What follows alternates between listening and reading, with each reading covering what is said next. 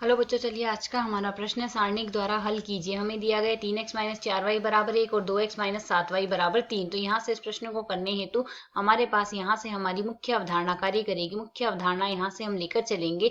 यदि अब हमें यहाँ से जो पद दिया गया है वह हम यहाँ से समीकरणों को सरल करके ax बराबर b के रूप में लिख सकते हैं। तो यदि हम यहाँ से x ज्ञात करना चाहें, x बराबर आएगा a इनवर्स गुणा में b। a जो सारणिक दिया गया उसका प्रतिलोम ज्ञात करेंगे। तो दी गई समीकरणों को देखें। दी गई समीकरण है 3x माइनस 4y बराबर 1 दिया गया। दूसरे समीकरण है 2x माइनस 7y बराबर 3 दिया गया। यदि अब हम यहाँ से सरल करें, इसे हम सरल करके लिख सकते हैं। सारणिक तो बनेगा 3 माइनस का 4, 2 माइनस का 7 आ गया और साथ ही आ जाएगा एक्स वाई आ गया हमारे पास यहाँ से, और बराबर में दाएं पक्ष में आ जाएगा 1 और 3। तो यदि अब हम यहाँ से देखें, a हमारे पास यह बना है तो a का प्रतिलोम हमारे पास यहाँ से क्या आएगा, एक बट्टे में a का सारणिक गुणा में आएगा एडजॉइंट ऑफ a, हमारे पास यह आएगा यहाँ से। तो यदि हम यहाँ से प्रश्न के अनुसार देखें तो a का सारणिक यदि हम यहाँ से ज्ञात करना चाहें, यह हमारे पास क्या आ जाएगा, माइनस का 21 और प्लस में 8 आ गया। अर्थात यहाँ से हम सरल करने पर मान हमारे पास क्या आएगा, माइनस का 13 आ जाएगा। यह हमारे पास यहाँ से मान आ गया।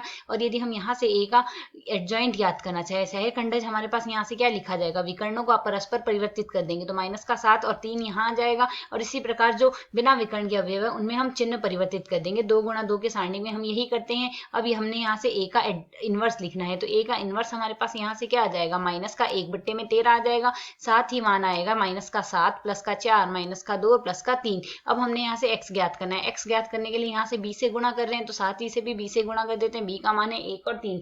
तो यदि हम यहाँ से इसे गुणा करके सरल करें तो माइनस का 1 बट्टे 13 तो हम यहाँ लिख रहे हैं, बाकी पद को सरल कर लेते हैं तो माइनस का 7 प्लस का 4 3 12 हो गया। और यहाँ से मान आएगा माइनस का 2 प्लस का 9 आ गया। इसे यदि हम सरल करते हैं, मान आएगा माइनस का 1 बट्टे 13, 12 में से 7 जाएगा 5 बचेगा, 9 में से 2 गया 7 बच गया, हमारे पास यही मान आएगा।